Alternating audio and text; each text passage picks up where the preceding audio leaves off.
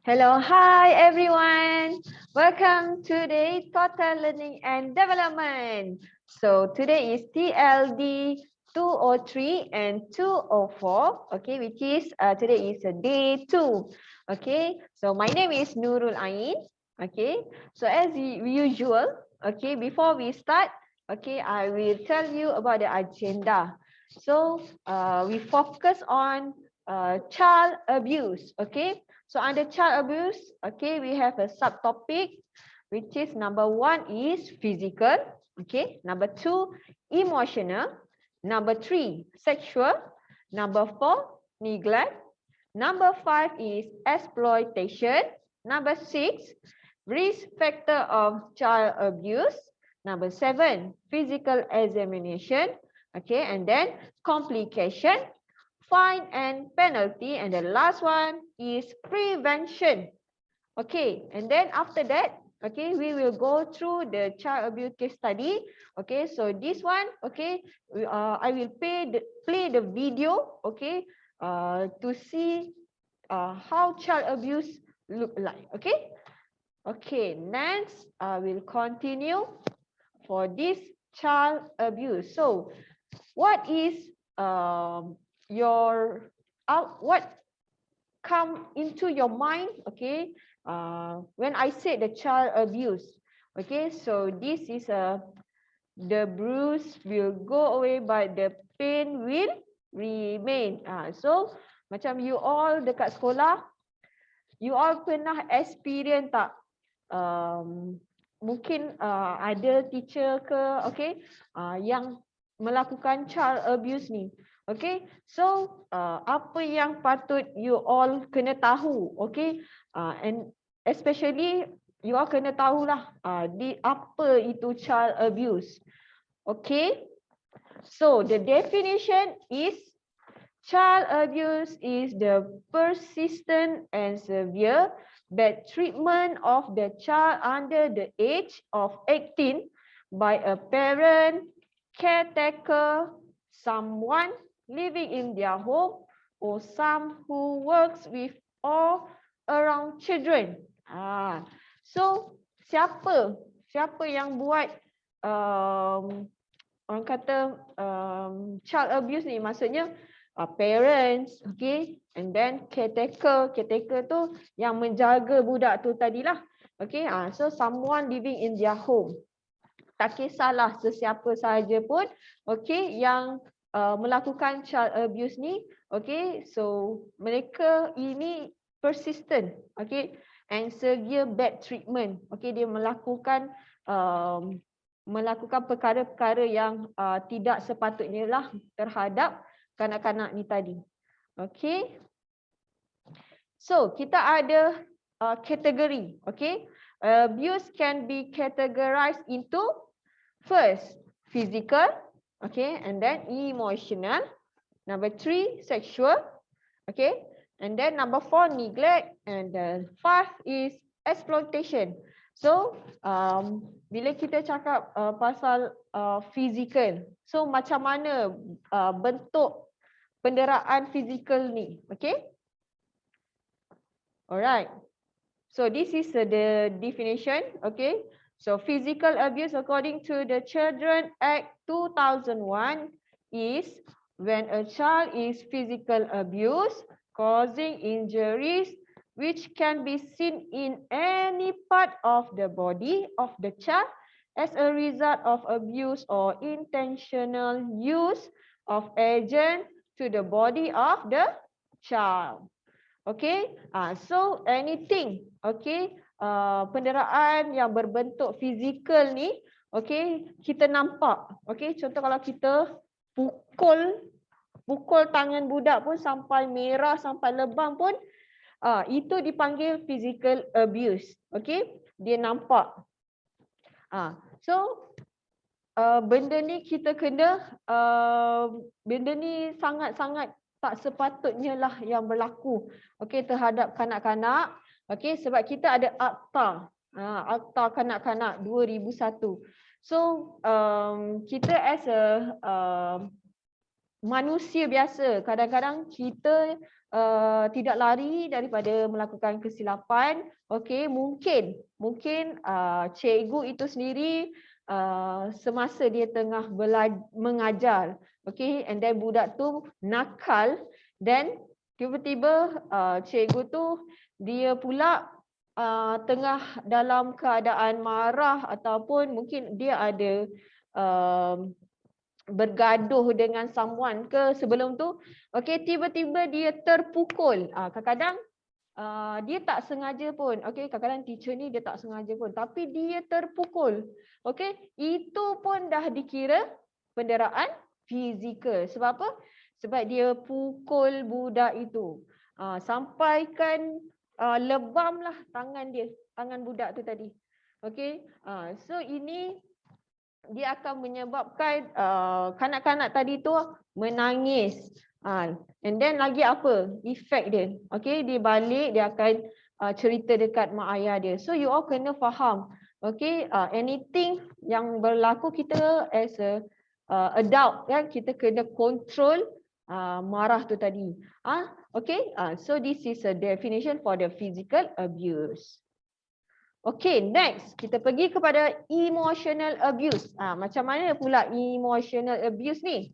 Okay, emotional abuse according to the Children Act 2001 is when a child is injured emotionally and the abuse can be seen on the mental or emotional functioning of the child, such as a mental or behavioral disorder, okay, or anxiety, okay, depression, withdrawal and delay development.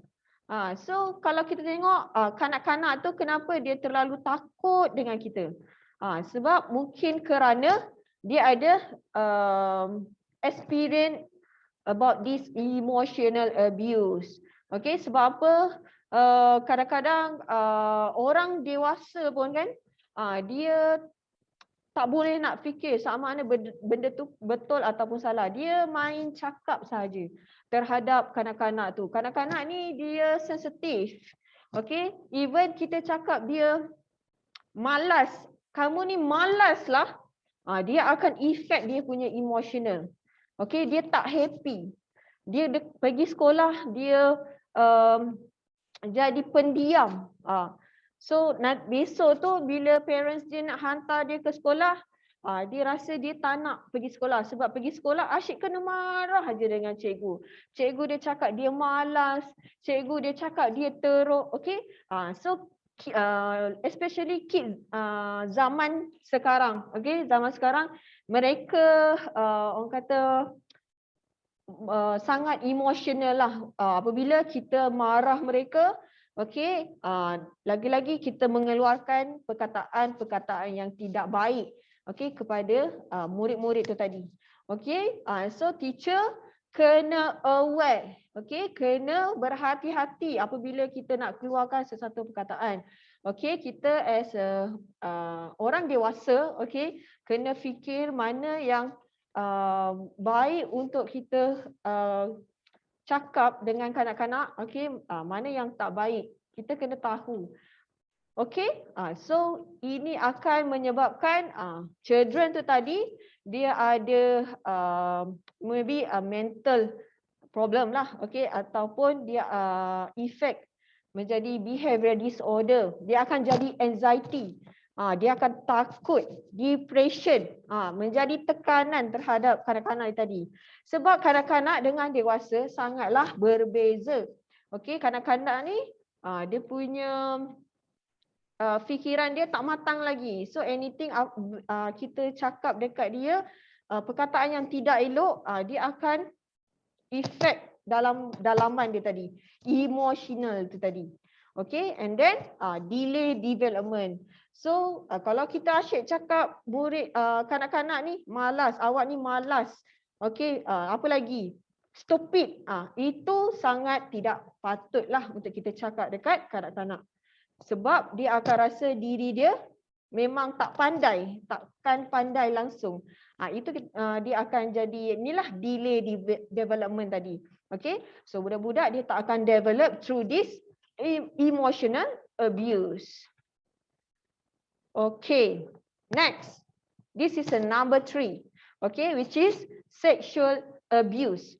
Okay, so apa dia punya definition? Okay, so sexual abuse according to the Children Act 2001 is when a child is abused sexually if he take part either as participant or observer in any sexual activity for any purpose or sexual exploitation by any to satisfy the sexual desire of that person or another person. Okay, so that's why kita sebagai seorang yang dewasa, okay, kita kena lagi faham apa itu sexual abuse.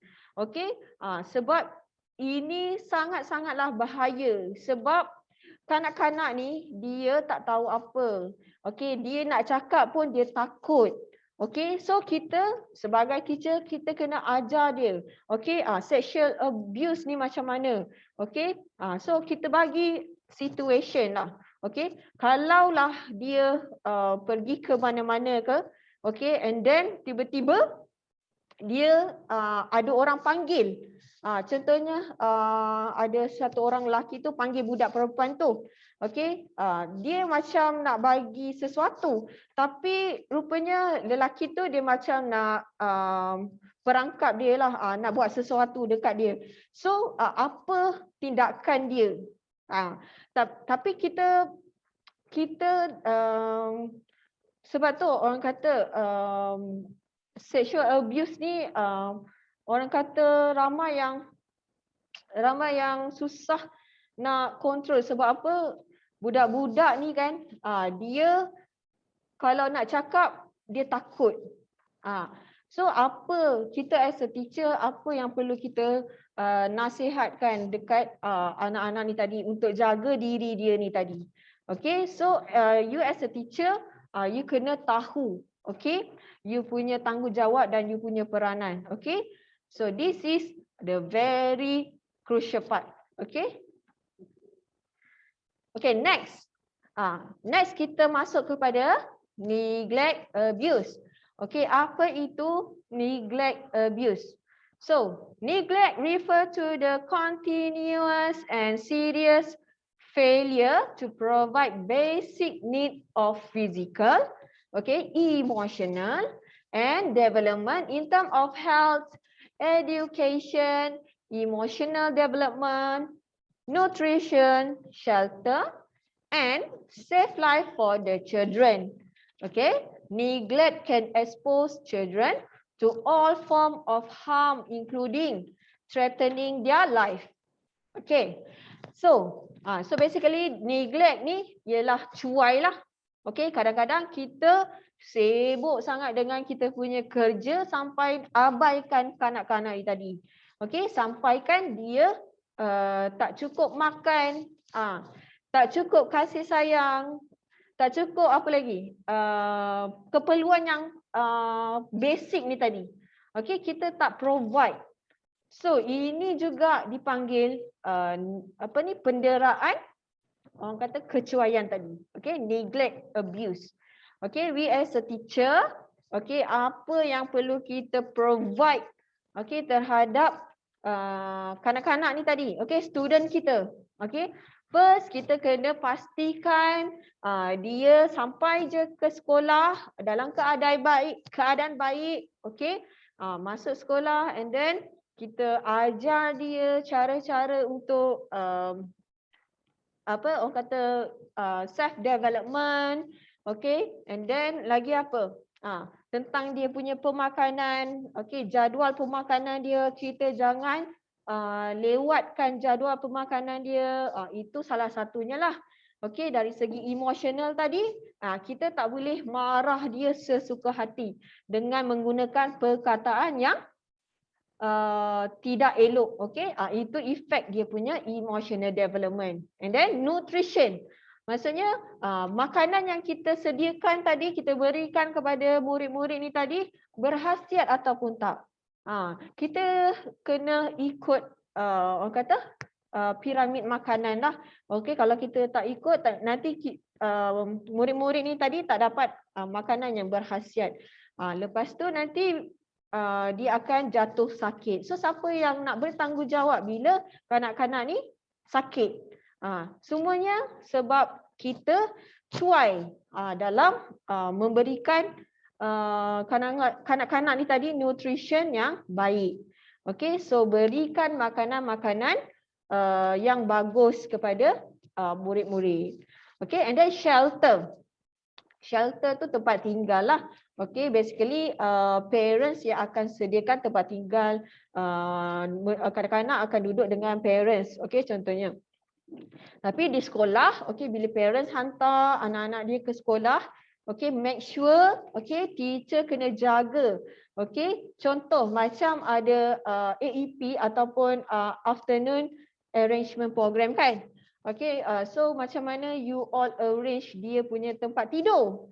Okay, bantal dia tu bersih ke tidak, cadar tu dia bertukar ataupun masih pakai yang lama.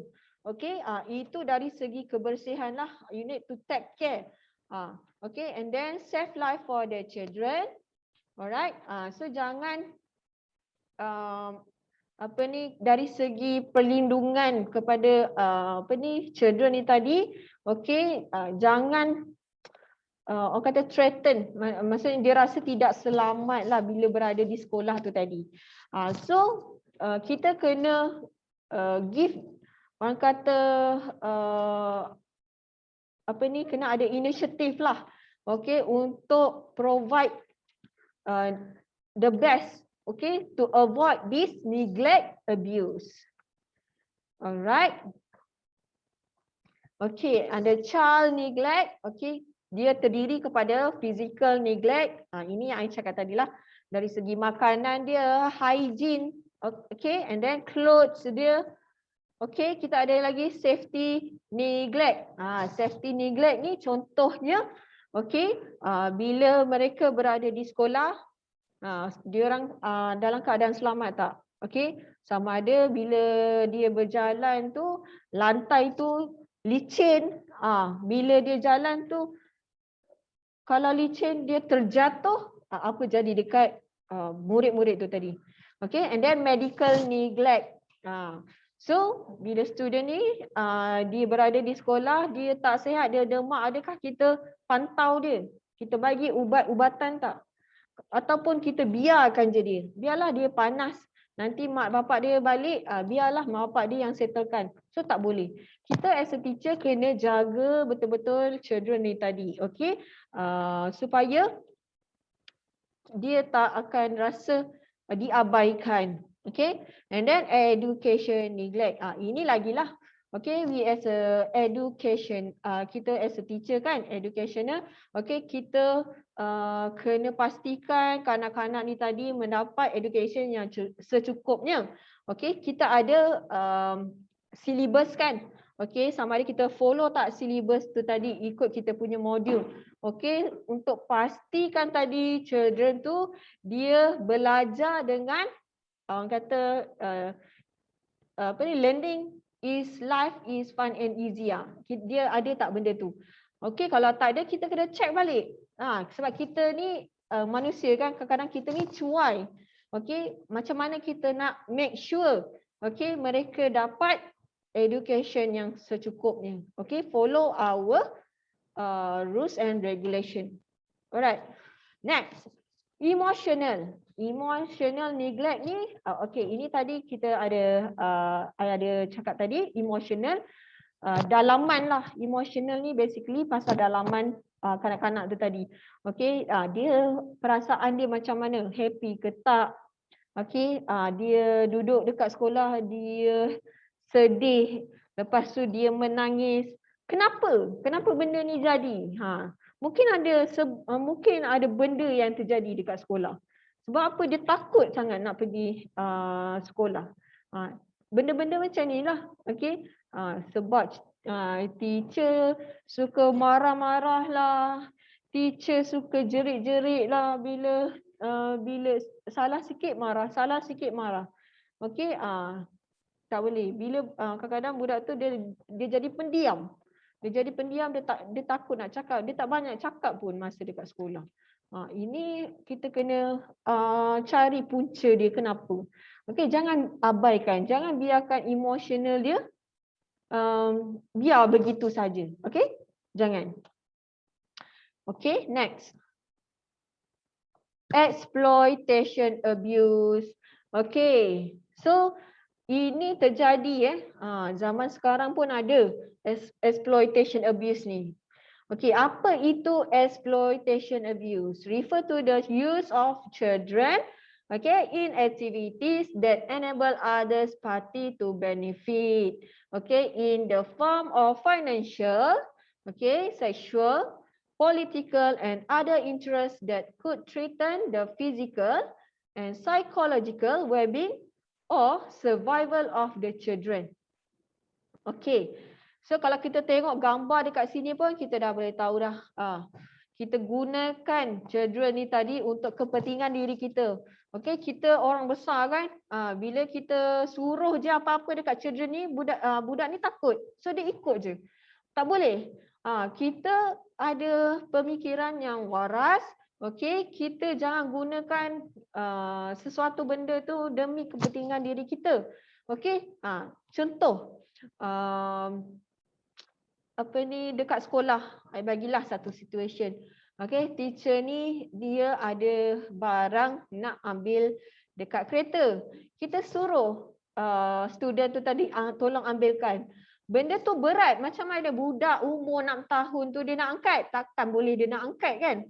So ini adalah exploitation abuse. Tapi yang paling ketara sekarang ni, macam tengok dalam gambar ni, budak-budak ni pergi bekerja, angkat batu berat tengah panas. Dia bawah umur lagi, macam mana dia boleh bekerja seteruk ini. Lagi satu bawah tu, gambar tu dia apa? Dia buat apa tu? Dia duduk dekat jalan tu, and then dia buat apa? Dia minta sedekah. Ini terjadi pada zaman sekarang ni. Orang ada macam gunakan kanak-kanak ni untuk dapatkan duit. Dengan apa? Dengan meminta sedekah. So bila dia duduk situ, orang pun lalu lalang kat situ, orang pun bagi duit. Bila dah penuh cawan tu duit, dia pun ambil duit tu untuk kepentingan diri dia. Ini salah. So ini under exploitation abuse. So semua tahulah benda ni salah. Jangan gunakan kanak-kanak ni tadi untuk kepentingan diri kita. So kita ada dekat sini risk factor of child abuse. Kita ada 4. Number 1 is parental factor. Number 2, family factor. Number 3, child factors. Number 4 is environmental factors. So kalau kita tengok dekat sini slide ni, dekat kanan ni tadi ni protective factor. And then belah kiri ni is a risk factor. So under this one kita ada child, family, school, life event and social. So under child, apa dia punya protective factor dia? Easy temperament, good social and emotional skill, optimist coping style. Dia punya risk factor dia apa pula? Difficult temperament, low self-esteem and negative thinking style. Ini adalah under child. How about the family? Family harmony and stability, supportive parenting, strong family and values. So kalau kita faktor tu to support the children, ini dia punya ciri-ciri dia. Macam mana yang berisiko pula? Family disharmony, instability or breakup, harsh or inconsistent discipline, style, parents with mental illness or substance abuse. Ini dia punya background lah. Kalau family dia tak baik, macam mak dengan ayah dia, parent dia macam bercerai ke, ataupun parents dia ada mental illness ke, itu menjadi risiko terhadap kanak-kanak tersebut. Okay, how about the school? So positive school climate that enhance belonging and connectedness. Okay, so dekat sekolah juga kena mainkan peranan yang penting untuk jadi protektif, okay, terhadap kanak-kanak tu tadi. Okay, salah satu faktor tu tadi. And then risiko dia apa? Okay, kalau risk factor, peer rejection, okay, school failure, poor connection at school. Okay, and then for the life event, apa dia punya protective factor dia? Involvement with caring adult, support available at critical time. Okay, and then how about the risk factor? Difficult school transition, death of a family member. Okay, and the last is emotional trauma. This is a life event, benda yang berlaku terhadap kanak-kanak tu tadilah. Okay, how about the social? Okay, under protective factor, we have participation in community network, access to support services, economic security, and strong culture, identify and pride. Okay, so ini yang positif lah. Apa yang dia punya negatif pula? Discrimination, isolation, socio-economic disadvantage, okay, lack of access to support services. Okay, so you need to understand what is the protective factor and what is the risk factor. Okay, this is the first one. Okay, kita sebagai parent, apa orang kata perlu yang faktor daripada mak bapak tu tadi. Okay, kita panggil parental factor. First, personality characteristic and physiological well-being. Okay, and then history of childhood abuse, substance abuse, attitude and knowledge. Okay, and the last is young parents. Okay, 15 to 20 years. Okay, kita tengok gambar ni kita dah tahu dah. So latar belakang parents dia daripada macam mana. Okay, so ini adalah faktor-faktor dia. Adakah daripada family yang macam mana? Okay, sebab tu kanak-kanak tu tadi selalu orang kata didera. Sebab kalau kita tengok karakter mak bapak juga, okey, kalau dia seorang yang pemarah, okey, ataupun kita panggil panas baran, itu akan efek kepada anak-anak tadi untuk menjadi penderaan, okey. So kita as a teacher, kita kena tahu, okey, latar belakang kanak-kanak tu tadi, parents dia macam mana, mak ayah dia macam mana. Okay, history of childhood abuse. So kalau parents tu tadi ada experience ataupun dia pernah mengalami penderaan masa dia kanak-kanak, dia akan lakukan juga bila dia dah besar, dia dera pula anak dia balik. Itu kita panggil history of childhood abuse. Okay, and then dia punya attitude and knowledge pula macam mana, pengetahuan dia. Kadang-kadang parents ni dia tak tahu pukul tu adalah satu abuse sampai menyebabkan kecederaan. So kita kena give orang kata parental tips lah to our parents.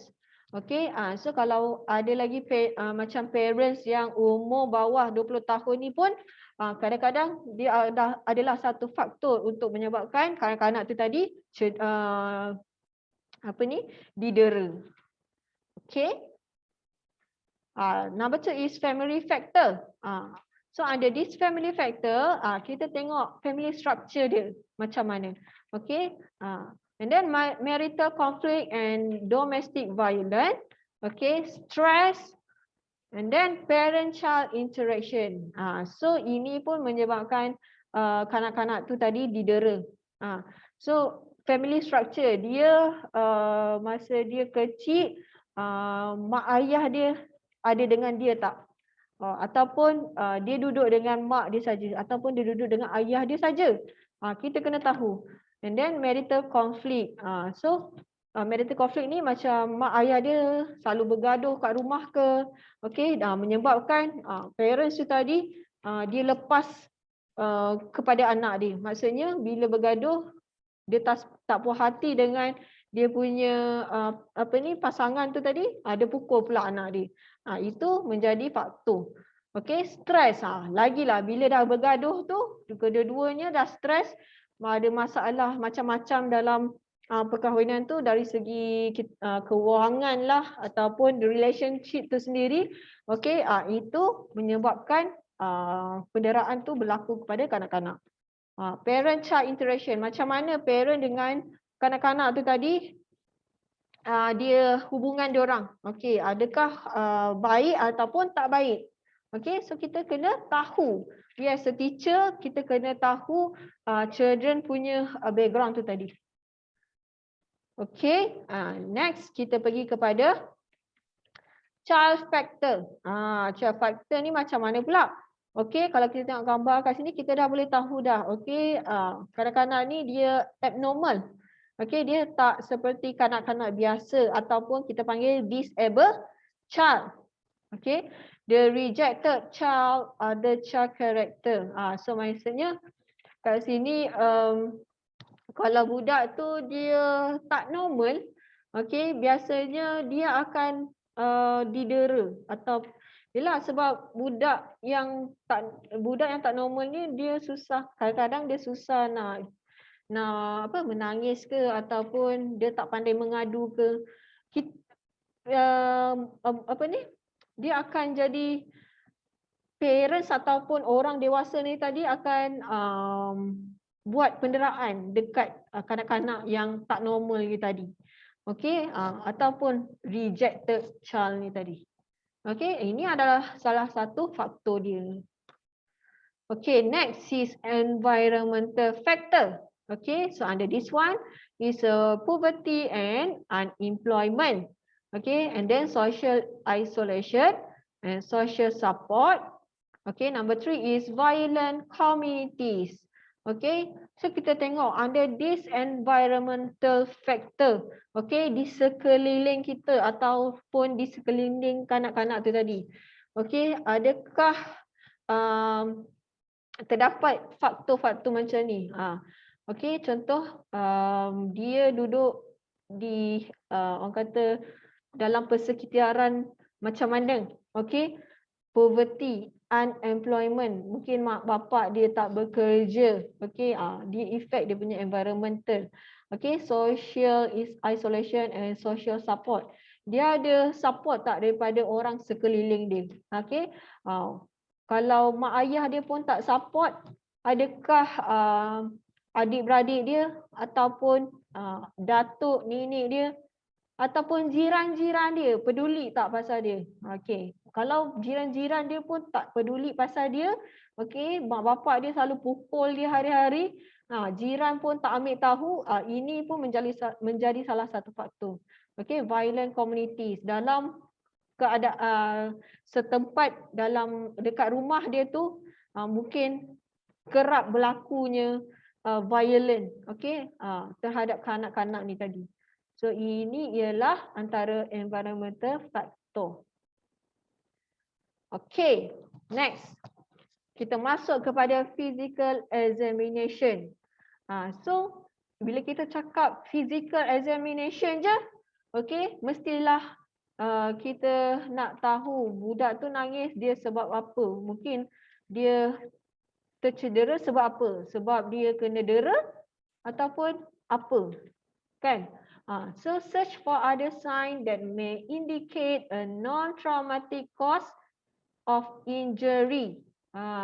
Bila kita tengok student tu datang sekolah dengan muka lebam, apa yang berada dekat kepala kita masa tu? Adakah mak ayah dia pukul dia? ataupun macam mana? Ataupun dia balik daripada sekolah, mak ayah dia nampak dia lebam, apa yang mak ayah dia fikir yang pertama sekali? Mesti cikgu dia yang pukul. Betul tak? Itu adalah dalam physical examination. So bila kita tengok gambar ni, okay, benjol dekat kepala dia. Okay, macam mana boleh jadi benjol ni? Okay, head injury, skull and facial fractures. Sama ada student tu tadi kena pukul, kena ketuk kat kepala, ataupun dia lari-lari, jatuh, terkena bucu meja dan benjol. Adakah itu sebab dia? Okay, and then may withdraw from physical contact with adult. Okay, little eye contact with adult.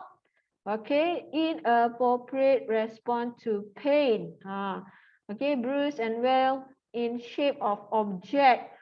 Okay, child may protect abuser from fear of punishment. Okay, fracture in different stages of healing. Internal injury, burns on the buttocks, genital, or sole of feet from immersion in hot liquid. Kena air panas pun boleh menyebabkan kecederaan yang teruk. Okay, and then burn, human bite, rope burn from being tied. So kadang-kadang kita tak perasan benda ni semua jadi dekat murid-murid kita. Sebab apa? Kita kena buat physical examination dekat children tu tadi supaya kita tak jadi penyebab untuk budak tu tadi kita letak kesalahan tu dekat kita lah as a teacher. Okay, nanti ada apa-apa berlaku terjadi, orang akan salahkan teacher. Kenapa teacher dera anak saya sampai terhantuk benjol kepala dia ni. So kita kena buat physical examination towards the children. Okay, next, regional sign. Macam mana kita nak tengok, okay, sign.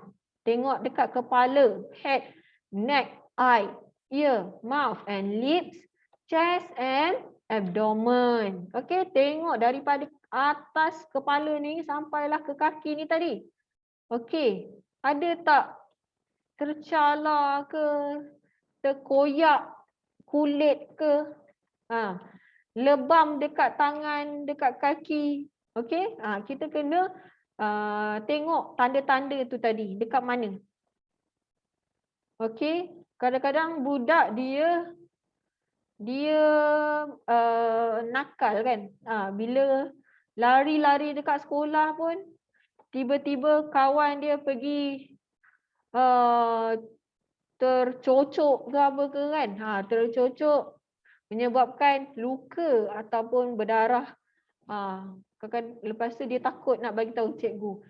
Dia senyap-senyap. Bila balik dia mengadu dekat parents. Lepas tu parents datang sekolah esoknya, parents akan marah-marah cikgu. Kenapa anak saya punya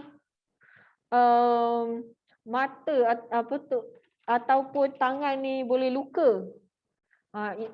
Parents ingat teacher yang dera, yang buat. Tapi sebenarnya kawan dia tolak tu tadi. Itu kita kena check lah. Okay, betul ke tak? So kena tahu tanda-tanda ni tadi. Okay.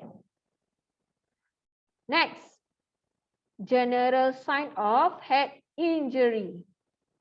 Okay, some children will present with clear sign of head injury.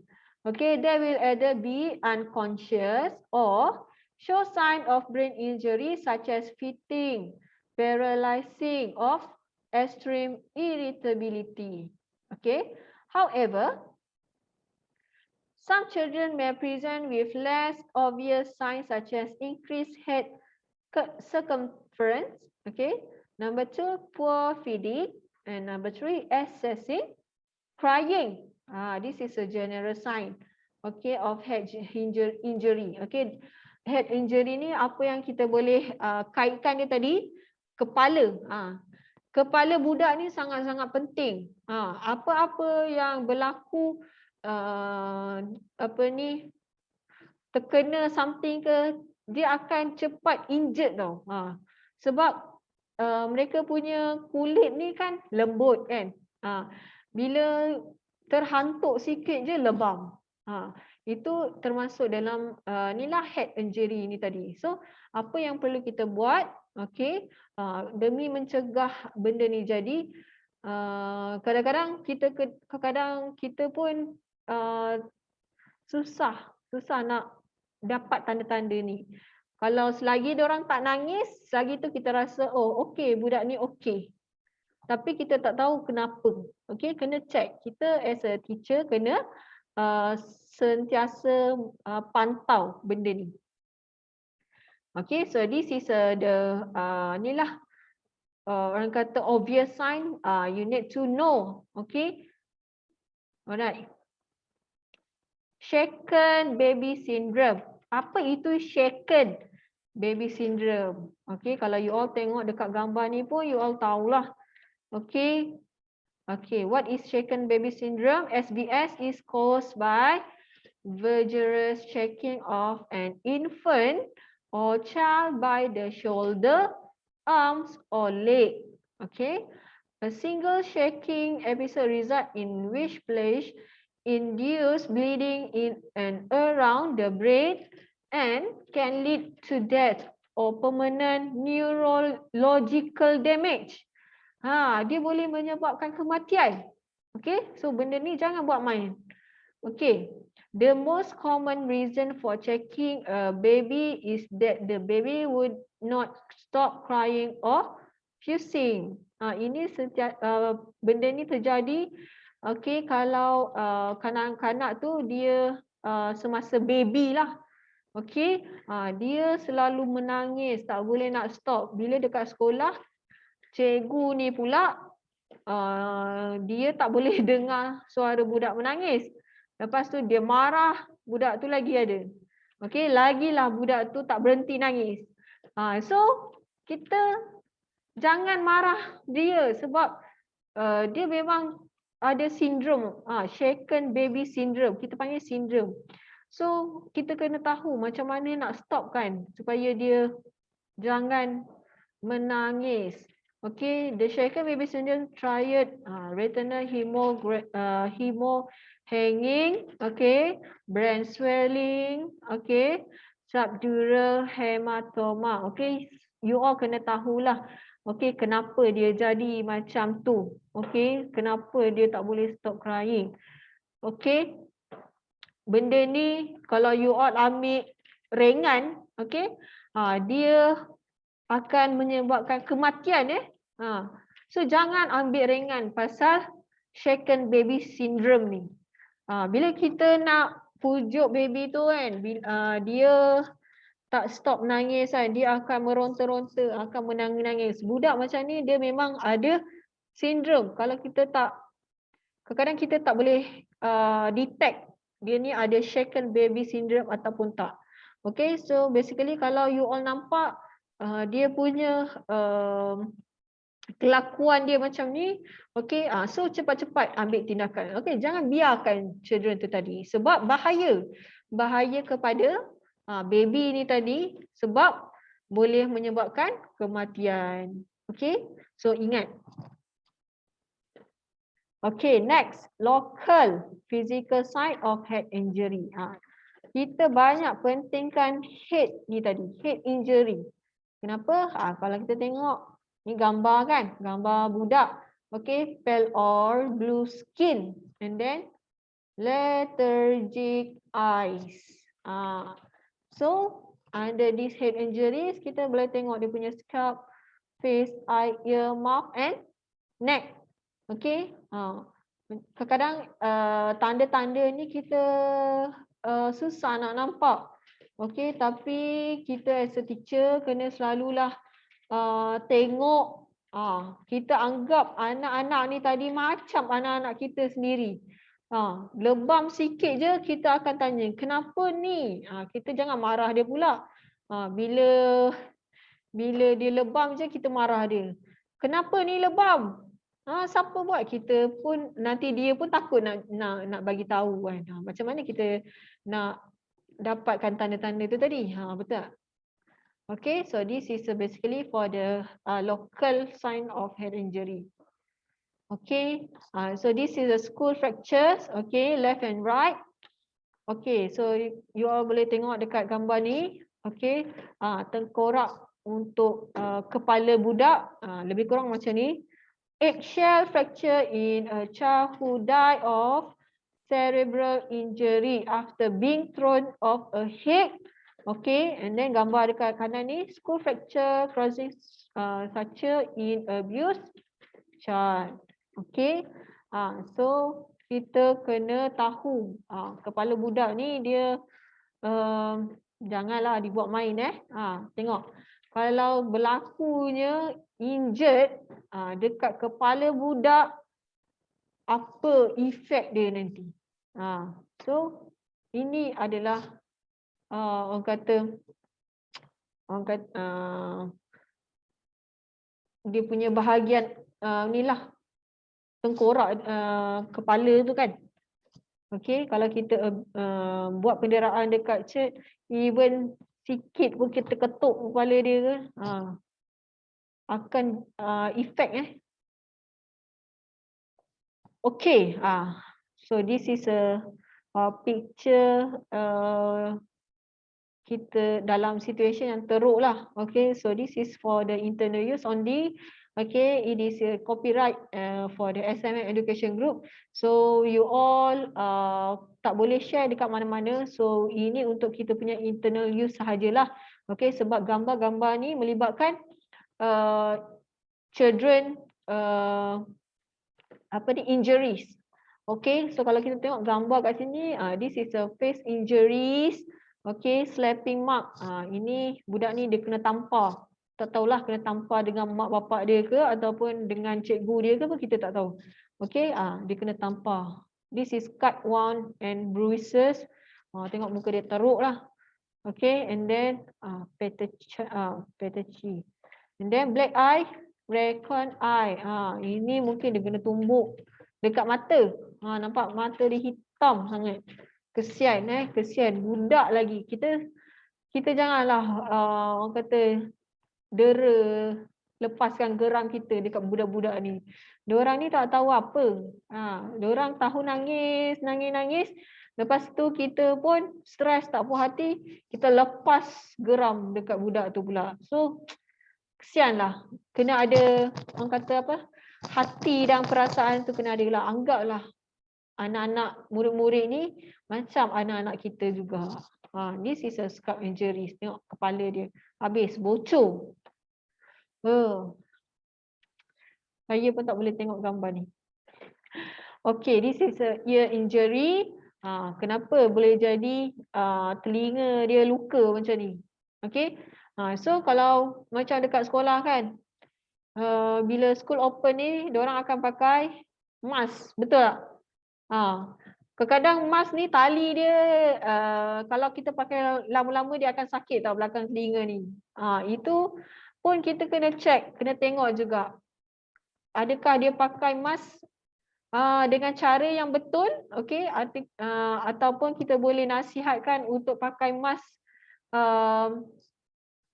yang tak efek lah belakang telinga ni. Kadang-kadang kita sendiri pun orang besar kan, pakai mask pun dah sakit belakang ni. So make sure teacher kena jaga benda ni. Okay, jangan menyebabkan kecederaan dekat telinga belakang ni. Okay, terhadap kanak-kanak lah. Kadang-kadang orang bite mark ke, okay, mungkin kawan dia geram tengok telinga dia, kawan dia gigit. So itu pun under ear injury juga. Okay, and then neck injury. Leher lah. So leher budak, okay, kalau dia berpeluh, kuat berpeluh, dia akan jadi ada tanda macam ni lah. Okay, so apa kita punya action? Okay, letak aircon lah dalam dalam kelas kan. Mungkin budak ni dia tak reti duduk diam. Dia berjalan sana, dia berjalan sini, lari sana, lari sini, dah berpeluh-peluh bawah leher dia. Kadang kalau budak yang jenis ni lah leher dia kecil tu kan. Leher dia kat bawah tu ada tanda. Sebab apa? Sebab dia kuat berpeluh.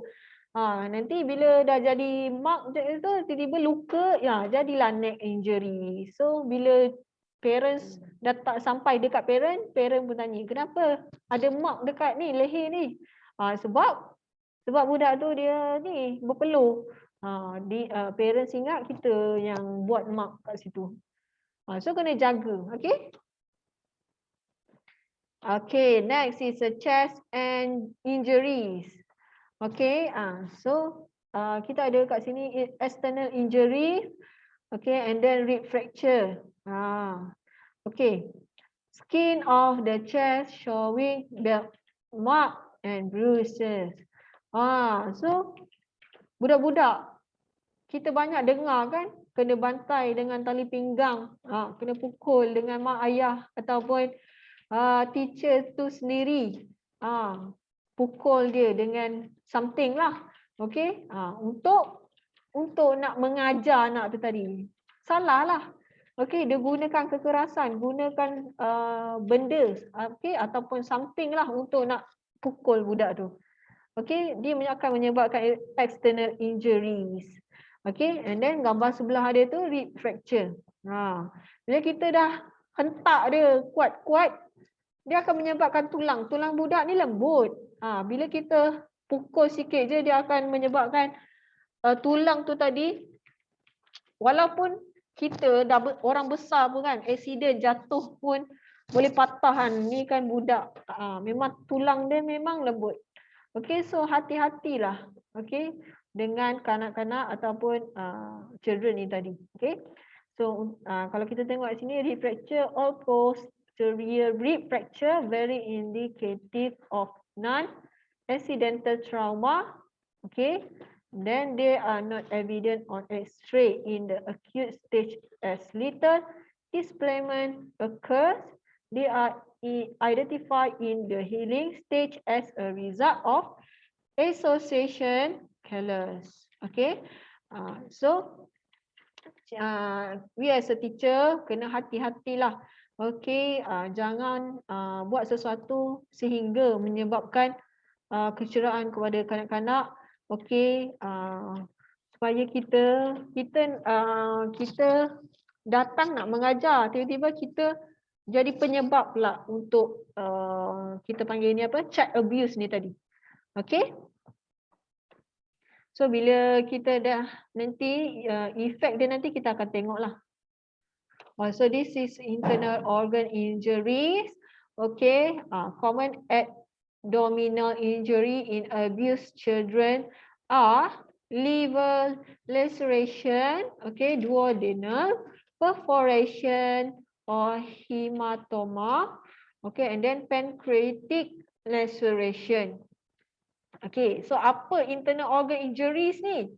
Okay, dalaman lah basically.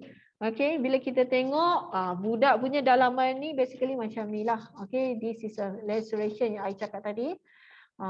So ini dia punya benda-benda dalam ni. Bila berlaku sesuatu, terkena apa-apa dekat children ni tadi, dia akan jadi apa? Bleeding lah. Okay, apa lagi? Macam-macam.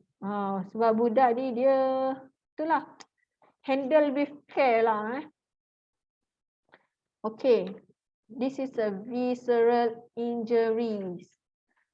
So takutlah tengok gambar ni kan. Tapi this is a example lah, gambar yang kita tunjuk. Okay, kita ada kat sini liver laceration. Contoh gambar. Around fading bruise over the night lower abdominal wall.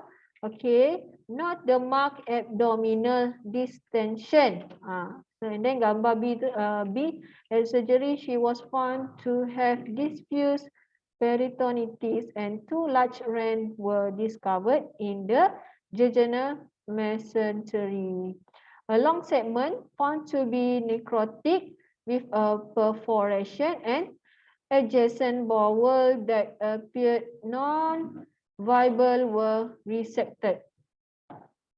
Okay, so apa dia ada apa orang kata scientific, nama scientific dia lah. Okay, ini next is a limb injuries. Okay, which is bruise around joint. Okay, you all boleh tengok gambar ni tadi. Okay, so this is open. Tulang dia patah ya. And then close.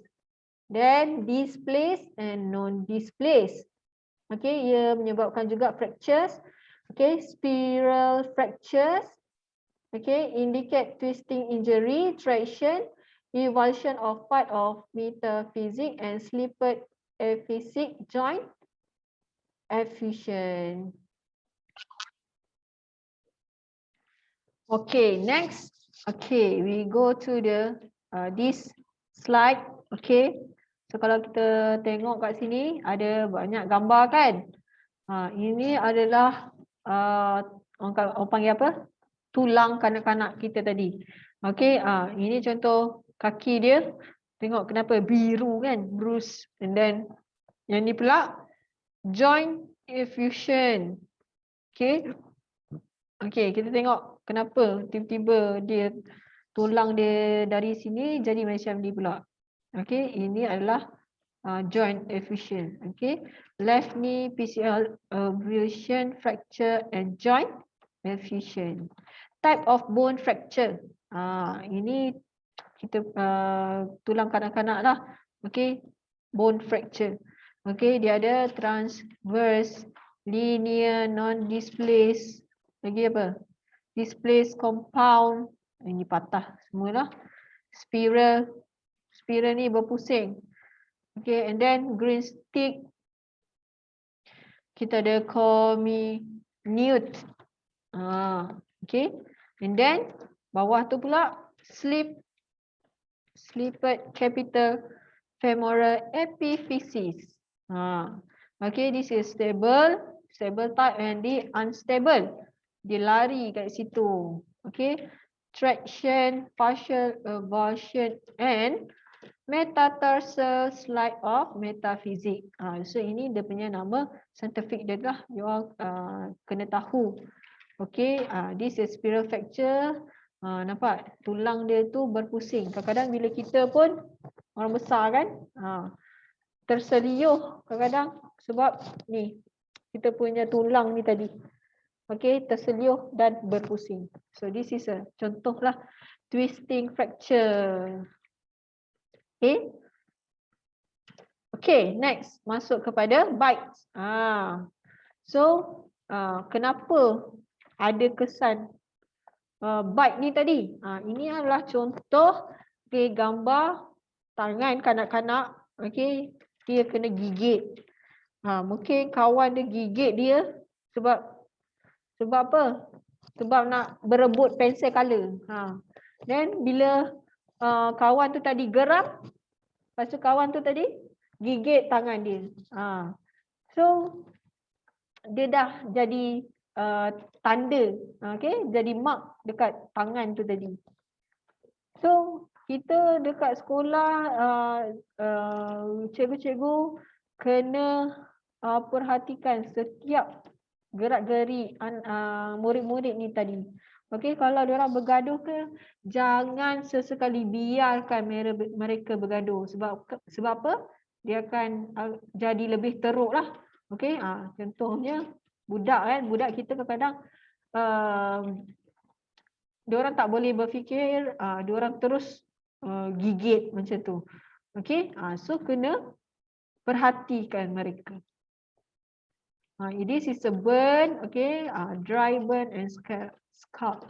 Okay, kadang-kadang student ataupun children ada yang jenis kulit dia mudah terbakar, okay, sensitif kulit dia. So make sure kanak-kanak ni tadi dia parents dia ada inform dengan teacher, okay, kenapa tangan dia ni selalu burn ni, adakah dia terkena melecur ke apa ke. kita kena tahu juga. Okay, so teacher kena selalu communicate with parents. Okay, and then dekat sekolah juga mungkin ada benda-benda yang macam mudah terbakar ke. Okay, benda panas. Okay, hati-hati. Jauhkan daripada children ni tadi. Okay, so ini tengok muka dia. Muka dia kenapa tu?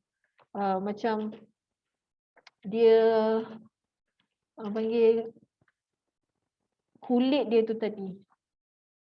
Okay, kulit dia jadi luka macam tu sebab apa? Okay, kita kena tahu. Alright. So, apa complication ataupun penalty, okay, bila kita melakukan penderaan kanak-kanak.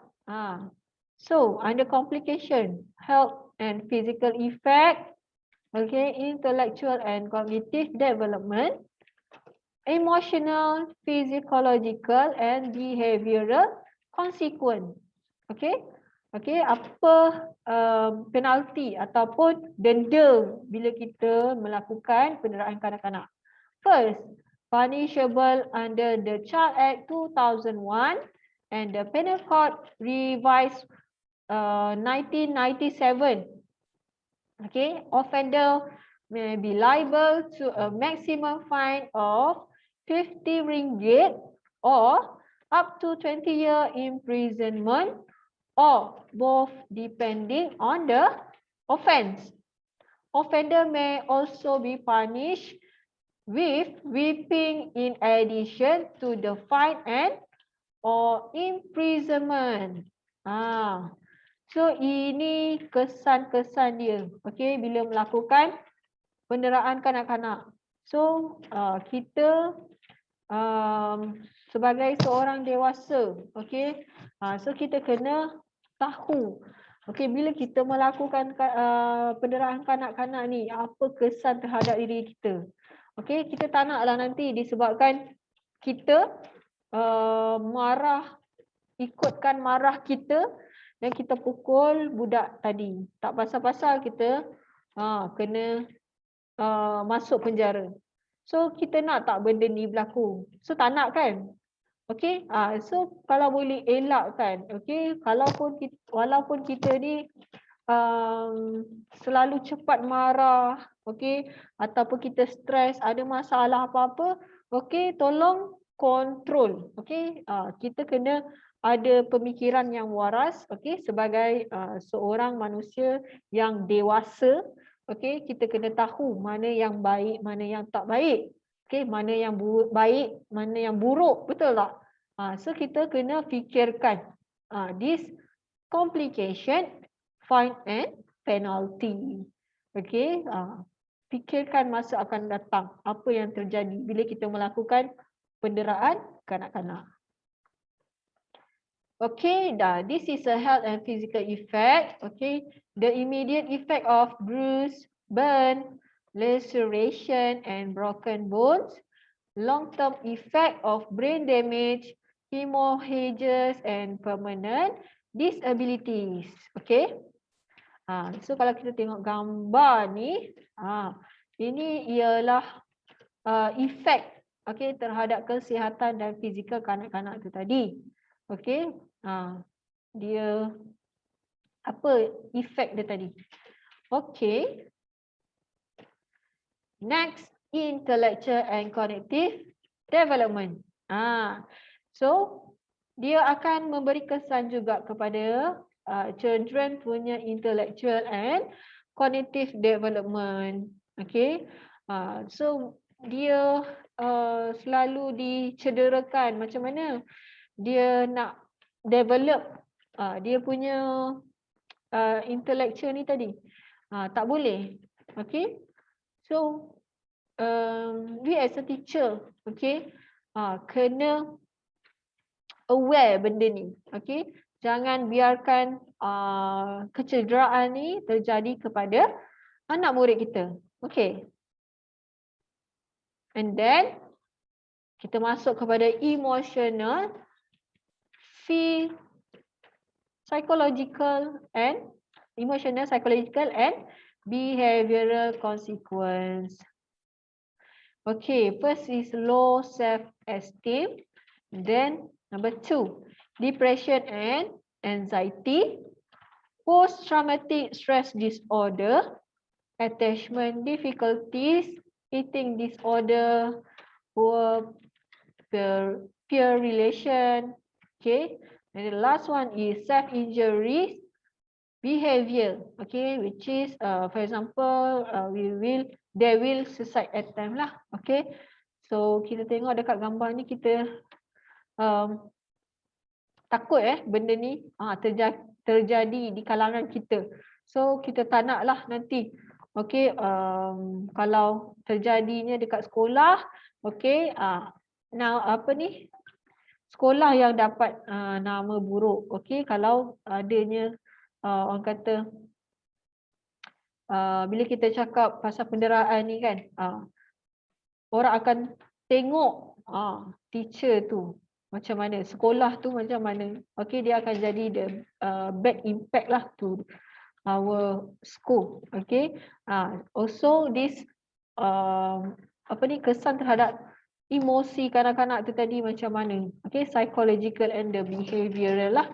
Okay, so kanak-kanak tu tadi akan menjadi low self-esteem. Dia tak confident. Dia keluar, dia jadi takut-takut. Dia tak berani. And then, bila berhadapan dengan orang, dia ada satu macam tekanan kat situ. Dia menggigil dan orang panggil apa? Anxiety kan. Dia akan rasa takut, menggigil. Okay, the trauma. Okay, ini adalah kesan-kesan dia lah. Macam contoh eating disorder ni, bila nak makan tu tak ada selera makan. Sebab apa? Kesan terhadap penderaan tu tadi. Okay, sehingga kan boleh menyebabkan kanak-kanak tu tadi berfikir untuk bunuh diri. Okay, sampai ke situ. So jaga dan tahu kesan-kesan child abuse ni tadi. Okay, next, prevention. So, apa benda yang kita nak kena prevent? Okay, recognize the warning sign of abuse. Okay, have alcohol of abuse or was abused as a child. Have emotional problem or mental illness. Have high stress factor including poverty. Not look after the child hygiene or care. Not seem to love or have concern for the child. Ini langkah-langkah dia. Ini cara kita nak recognize warning sign of abuse.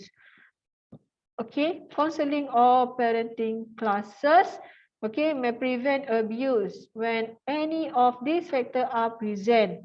So, kalau berlaku je benda ni, cepat-cepat kita prevent. Okay, watchful guidance and support from the extended family, friends or other supportive people may prevent abuse or allow early prevention. Minta guidance, okay, minta support, okay, daripada siapa? Daripada family, kawan-kawan ataupun others supportive people. Macam mana supportive people ni?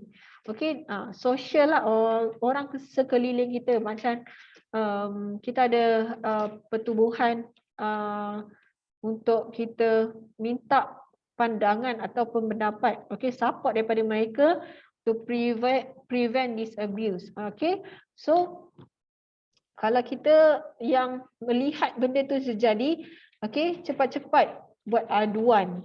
Okay, jangan biarkan. Bila kita dengar contohnya jiran sebelah, okay, selalu pukul anak dia, kita tak nampak tapi kita dengar kan, ada budak selalu menangis, okay, bapak dia bantai, pukul dia. Okay, jangan biarkan. Kita kena cegah dia sebelum jadi lebih teruk. Okay, yang boleh menyebabkan kematian dan sebagainya. Okay. Okay, done for TLD 203. Sekarang kita nak next to TLD 204. Okay, so in the beginning I already mentioned, okay, TLD 204 is a case study. Okay, case study for child abuse. So basically, so this part, okay, I will show you all the video. Okay, so you need to listen and watch carefully. Okay, and then because later on, okay, you all kena buat workshop and assignment. Okay, so let's watch the first video.